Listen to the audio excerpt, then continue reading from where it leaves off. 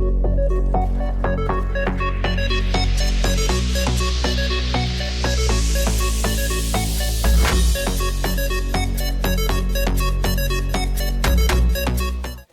you like that? Well, that was Loki, funnily enough. And I'm going to tell you exactly how I managed to do it. Now, first of all, before I start, I want to say to everybody who's going to probably complain about it, yes, you probably could do this on any Warframe in the game, because realistically, the main DPS of this kit isn't reliant on Loki, it's a helmet and a weapon. So you could put this on any Warframe in the game. But I raise you this. What Warframe do you want to completely replace their main playstyle with something completely different to their own? None. That's why we're using Loki. Right? Loki has some very useful abilities and augments that make this a little bit better for this specific kind of play. So let's quickly get into it. So, first of all, very obviously, the main method of DPS is the new Subsume, Jade Stars, and the Occucore. Right? And the way that this works is very simple. You turn on Jade Stars, you shoot with the Occucore. Here is the Occucore build. And what we're doing here is we're making use of the passive, or the unique trait even, generate 4 tendrils that lock onto enemies, yada yada yada, resets on reload. But Sentient Surge, I know this is a fairly rare mod now, makes it so that when you kill an enemy, you refill your magazine, which means that realistically, those tendrils never go away, which means you can be hitting up to 5 enemies at once, triggering the Jade Stars, and applying more heat procs. The main reason why we're using Jade Stars is because Loki's kit does not do damage by default, right? None of Loki's kit is useful for dealing damage. So realistically, if you want to make Loki the individual frame good, he's never going to be about doing damage. He is purely utility. There's very niche cases where you can make use of Loki's abilities. Disarm and Switch Teleport being 2 of the 4 that could be decent here. But if, in my opinion, the best ability to switch for Jade Light would probably be Switch Teleport, because in this specific setup, you don't really need it. Invisibility and Decoy can be useful. Now, as for survivability, we have not only his second ability, Invisibility, we also have Rolling Guard.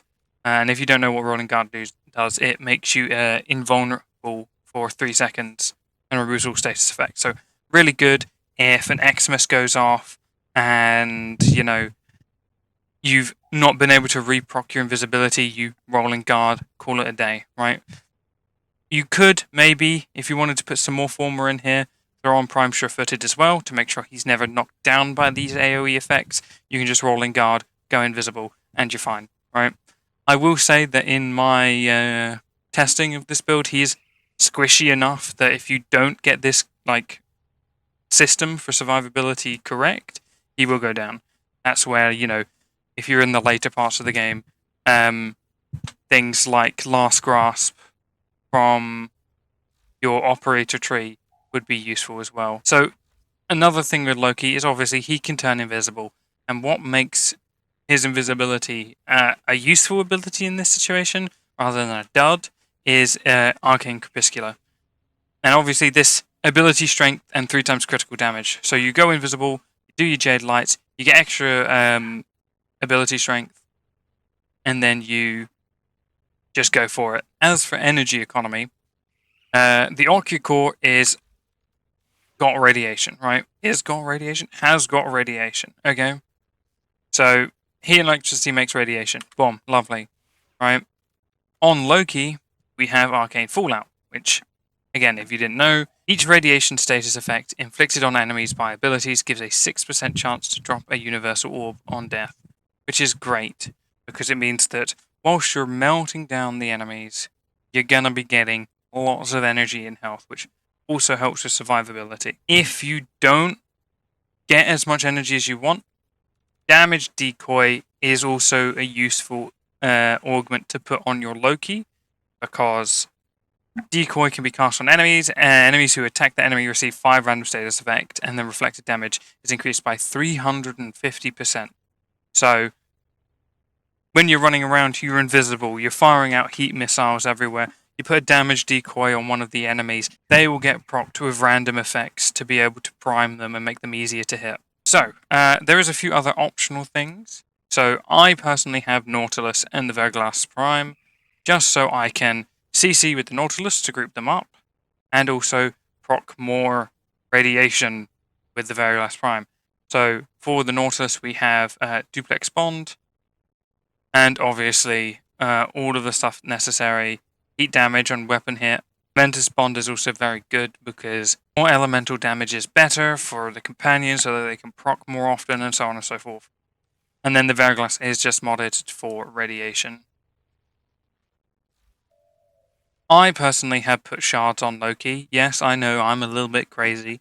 I'm a little bit crazy to put Archon shards on Loki, but I have got some casting speed and some ability strength. I have thought about the Topaz heat procs turn into critical for secondaries.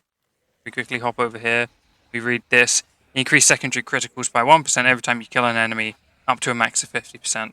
So we could probably make a use of that for the Occucore, given that it focuses in on crit because of its trait. Sorry, not its trait, Sentient Surge. Increasing the critical chance for the Occucore could increase its DPS and its ability to take advantage of all of the Jade stars, proccing all of the heat. Okay, I'm now going to quickly run you through what it's like in the simulacrum. Okay, so we've got 20 level 210 Corrupted Heavy Gunners with Steel Path toggle on. Just going to borrow some energy here. We're going to go invisible and we're going to unpause the AI.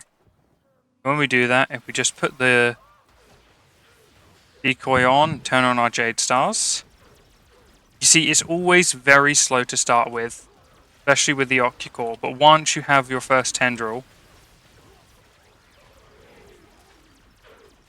here we go. Sometimes you have to reload when you're starting a mission, right? You tend to need to reload sometimes. Once you get the ball rolling, it's a little bit easier. As you can see, I had to reload there. It was a little bit slow, but I now have some tendrils on my Occucore. So let's try that again now. Where I don't get staggered to hell.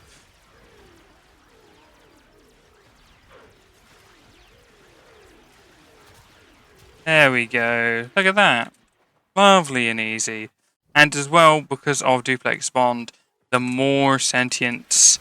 the more sentinels that duplicate, the better for you, because more proccing, more damage, more targets for them to focus on instead of you when you have dropped your invisibility by accident, for example. It really does rely on the tendrils of the Occucore to be able to make sure it's doing the most amount of damage possible.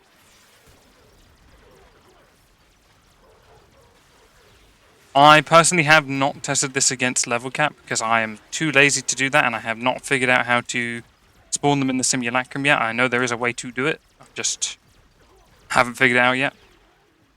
But there we go. Is Loki viable?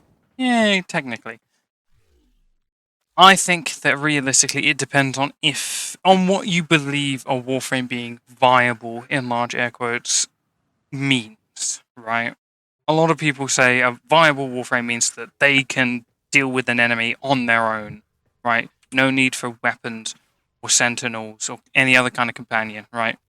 I personally think that is a dumb fucking take, because realistically you have an entire arsenal worth of equipment that you can mix and match to get the right kind of setup to fit whatever frame you feel like you want to play.